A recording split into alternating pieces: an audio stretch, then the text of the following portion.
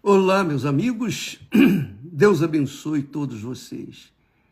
Que o Espírito Santo, o Espírito glorioso, a presença divina dentro de nós, a presença de Deus em nós. Quando a gente recebe o Espírito Santo, a gente se torna o templo de Deus, a morada do Altíssimo. Bacana, né? Você sabe que antes Davi queria tanto construir o templo, Deus estava, descia lá no tabernáculo, que era de lona, no deserto.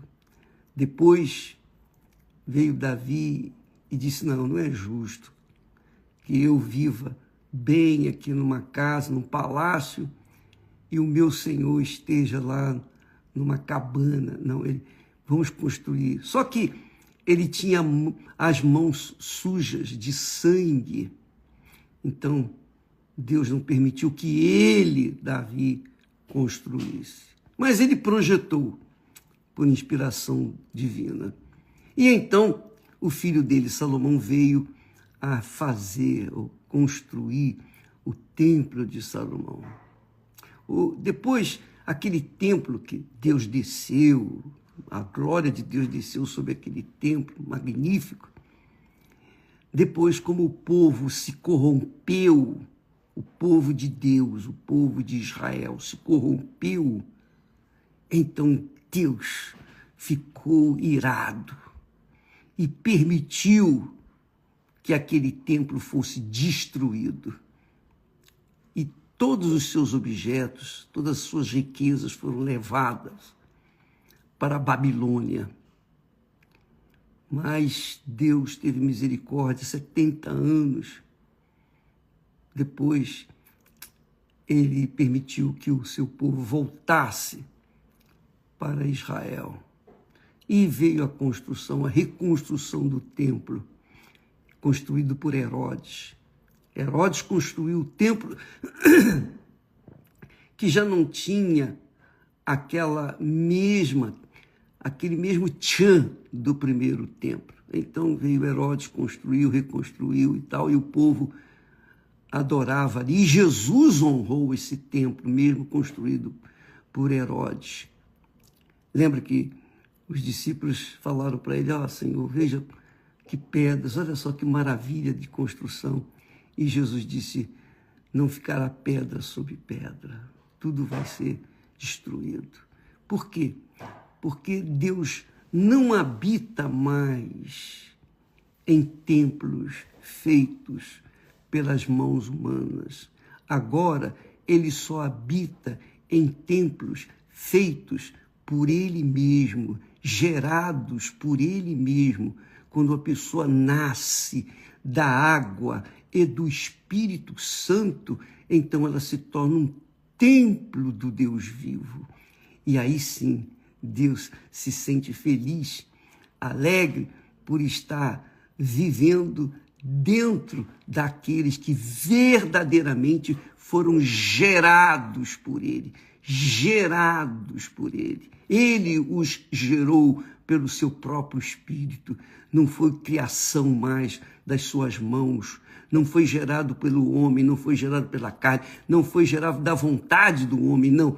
Foi gerado pelo próprio Altíssimo. Aleluia. Eu fico muito alegre, muito feliz de passar isso para vocês, porque essa é a fé que nós temos cultivado no Deus vivo. Nós temos o Templo de Salomão aí em São Paulo, mas é apenas uma réplica daquele templo que foi no passado. Mas, mesmo assim, a Igreja do Senhor Jesus serve como berçário, ou melhor, eu diria, um nascedouro daqueles que amam a Deus, aqueles que realmente querem servi-lo. Mas vamos tocar o barco porque ontem nós falamos e daquele texto sagrado que está escrito já, que nem todos serão salvos, porque nós falamos que o Deus desse século cegou os entendimentos das pessoas. Então as pessoas pensam, as pessoas, por causa de serem apaixonadas por esse mundo, por causa de serem muito ligadas a esse mundo, elas são cegadas pelo Deus desse mundo, que é o diabo. Essa é a realidade. E aí as pessoas não entendem nada das coisas de Deus, infelizmente, nada. Leem a Bíblia, mas não entendem nada absolutamente, zero. E entende tudo completamente diferente. Por isso, nós estamos trabalhando, todos os servos de Deus em todo o mundo trabalham, penso eu, creio eu, com afinco, para levar as pessoas à luz do Evangelho, levar o Espírito do Evangelho, que ilumina o entendimento da pessoa. E eu estava pensando, puxa vida, muitas pessoas pensam assim, eu não creio que Deus, que é amor, vai jogar gente no inferno, os incrédulos no inferno. Os incrédulos também não creem nisso. Os incrédulos dizem, Deus é amor, vou levando aqui, depois a gente acerta lá em cima. Nada disso, minha amiga, meu amigo. Quando a pessoa não considera a palavra de Deus, ela não considera Deus. Quando a pessoa não crê na palavra de Deus, ela não crê em Deus. Ela pode dizer-se cristã, evangélica, etc, mas se ela não crê na palavra, e crer, já temos falado, envolve obediência, amor verdadeiro. Quando eu criei na Esther e ela creu em mim, então nós nos casamos, fizemos uma aliança para toda a vida e nos amamos hoje muito além do que amávamos logo no início do casamento, porque a gente vai cultivando um ao outro. Isso é glorioso, é fabuloso. Só quem vive 53 anos juntos pode falar isso. Eu posso falar, eu tenho autoridade para falar isso. E outros também que são casados a longa data, sabe disso. Então, quando a gente crê em Deus, a gente ama, a gente abraça, que não tem nada a ver com paixões carnais, não. Tem nada a ver com eros, que é a palavra usada para amor com respeito ao sexo. Ou filhos, que é a palavra em grego que diz respeito ao relacionamento pais e filhos, irmãos, etc. Não, é um amor excelso, é um amor que transcende o entendimento. Porém, nós temos que ver que Deus é amor, é misericórdia, é compaixão. Ele está sempre pronto para perdoar, desde que haja arrependimento. Não importa o que a pessoa fez, deixou de fazer. Ela pode não merecer nada, zero. Mas se ela se arrepender, esse arrependimento é um sinal de Deus. É um sinal já de Deus que ela vai ser perdoada. Por quê? Porque é Deus que nos dá o arrependimento. Ele nos dá, Ele nos concede o arrependimento. Ele nos convence do nosso pecado e nos dá o arrependimento. E então é só praticá-lo. executá-lo, e isso é a nossa parte. Mas o assunto que eu queria falar com vocês hoje, que me chamou muita atenção, é que muitas pessoas pensam assim, Deus é amor, no fundo, ele vai salvar todo mundo, ele vai perdoar e tal. Não é mesmo. Eu vou dizer para você que Deus ama, Deus é amor, Deus ama, Deus é misericórdia, mas Deus também odeia. Você sabia disso? Deus também odeia. E eu queria que depois você lesse o Salmo 78.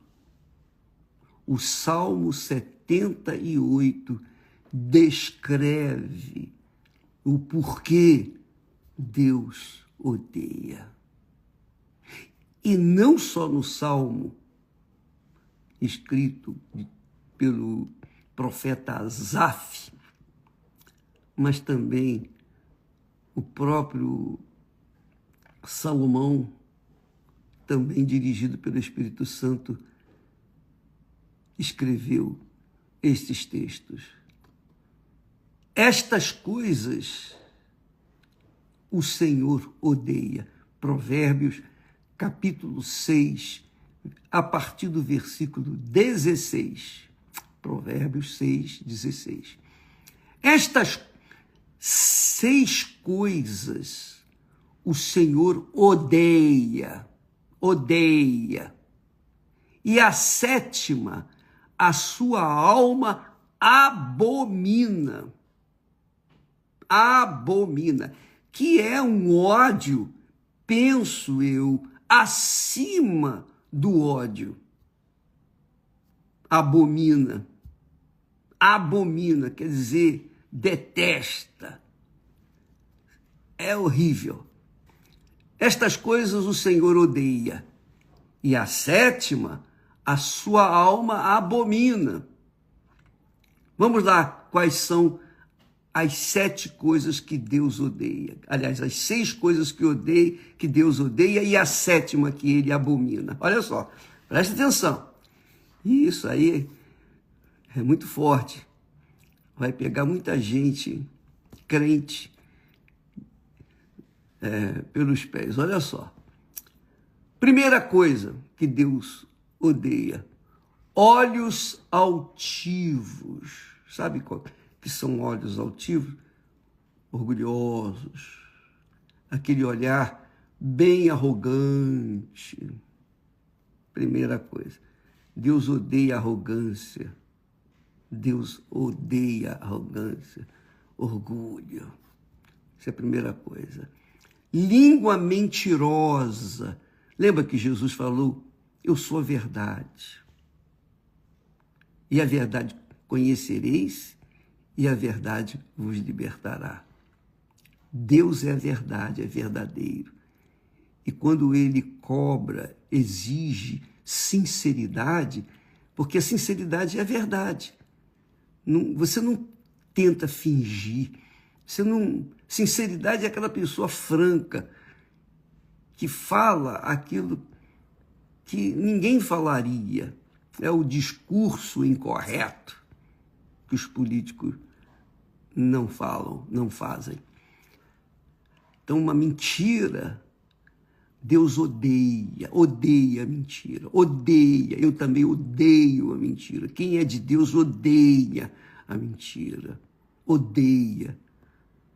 Sabe lá que você tomar decisões, decidir em cima de uma mentira, de uma informação mentirosa? Pois é isso aí. Você comete injustiça porque ouviu uma palavra mentirosa e você achava que era verdadeira. Você confiou na pessoa, mas a mentirosa tentou fazer exatamente isso, enganar e obrigar a gente a tomar uma decisão injusta. Então, olhos altivos, que é orgulho, língua mentirosa. Língua mentirosa. Segunda coisa, mãos que derramam sangue inocente. Mãos que derramam sangue inocente. A gente sabe que existem mãos que derramam sangue não inocente. Com pena de morte, por exemplo, a pessoa é obrigada, o executor da pena de morte é obrigado a fazer aquilo. Mas Deus está falando aqui de mãos que derramam sangue inocente, pessoas que matam pessoas inocentes. Terceira coisa. Quarta coisa, o coração que maquina pensamentos perversos. Isso é iniquidade. O sujeito pensa, ele planeja, ele faz pensar como vai destruir ou vai fazer mal a alguém. Quer dizer, o coração que maquina pensamentos perversos. Essa é a quarta coisa. Pés que se apressam a correr para o mal. A pessoa corre para o mal, para fazer o mal. Fazer o mal. Essa é a quinta coisa. A sexta coisa que Deus odeia é a testemunha falsa que profere mentiras. Olha só a mentira entrando aí também. A testemunha falsa que profere mentiras. Agora vem a sétima coisa que Deus, além de odiar, ele abomina: o que semeia contendas entre irmãos. Isso aí são os crentes, aqueles crentes fofoqueiros. Quantas pessoas deixaram a fé, quantas pessoas abandonaram a fé, o relacionamento íntimo com Deus, porque foram difamadas injustamente. Nem que fosse justa, seria justa, mas foram vítimas de contendas criadas pelo próprio Satanás, através da boca de muitos falsos nascidos de Deus. Gente nascida da carne, gente nascida da vontade do homem, gente nascida do sangue, mas não nascidas de Deus. Quando a pessoa não é nascida de Deus, ela é assim, ela se faz irmã e começa ali suscitar contendas entre os irmãos. E por conta disso, muitas pessoas deixam a fé, abandonam a fé. Por isso que nós temos por hábito cuidar da nossa própria fé. Desde os 19 anos, quando eu abracei a fé, eu não queria saber de fofoca, que o pastor fez isso, o pastor fez aquilo, o obreiro fez aquilo, o outro. Eu não queria saber das fofocas, das contendas. A minha fé era muito preciosa. O meu relacionamento com Deus era muito, mas era extremamente importante. Eu não poderia deixar o meu coração se sujar por causa de nhenhenhê, tititi ou fofoca no meio da igreja. Isso acontece muito dentro das igrejas, porque as igrejas são lugares onde reúnem, agrupam pessoas de todas as camadas sociais, pessoas de todas as crenças. E elas vão para ali, logicamente, em busca de Deus. E muitas se convencem da palavra de Deus, ficam ali, mas não se converteram à palavra de Deus. E por causa disso, elas estão ali como joio, pronto para sufocar aqueles que são trigo. Então, minha amiga, meu amigo, Deus odeia os que semeiam contendas, mas, melhor dizendo, ele odeia de forma ainda acima do ódio. Ele abomina, está aqui escrito, 6 coisas o Senhor odeia, e a 7ª, a sua alma abomina. Você pode ler isso em Provérbios, capítulo 6, versículos do 16 até o 19. Leia com cuidado, com carinho, medite sobre essas palavras, porque são conselhos de Deus para aqueles que querem cuidar da sua alma, que querem blindar a sua salvação, blindar a sua consciência, a boa consciência, para que não venham de maneira nenhuma se deixar levar pelas fofocas dos filhos das trevas, dos filhos do diabo, que se mesclam no nosso meio para semear contenda. Essa é a realidade. Especialmente nesses últimos tempos, é mais fácil através de e-mails, através das redes sociais. Quantos não têm sido aqueles maus, perversos, abominantes, que mandam matérias para mim, para condenar o pastor Beltrano, Cicrano, etc, etc, etc. Então, eu diria que essas pessoas são bandidas. Elas querem semear contendas, porque elas têm interesse nisso.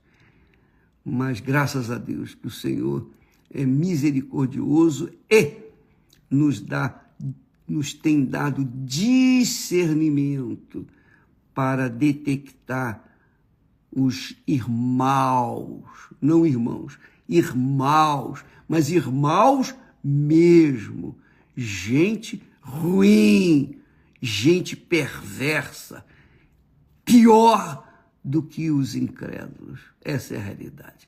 Bem, fica aí a palavra de alerta para você que está me assistindo nesse momento. Quem sabe nesse instante o Espírito Santo convenceu você, minha amiga, que tem sido desigrejado, você tem saudade da sua igreja, de voltar para a igreja que você pertencia, não importa se é a Igreja Universal, se é outra igreja, outra denominação, não importa, mas você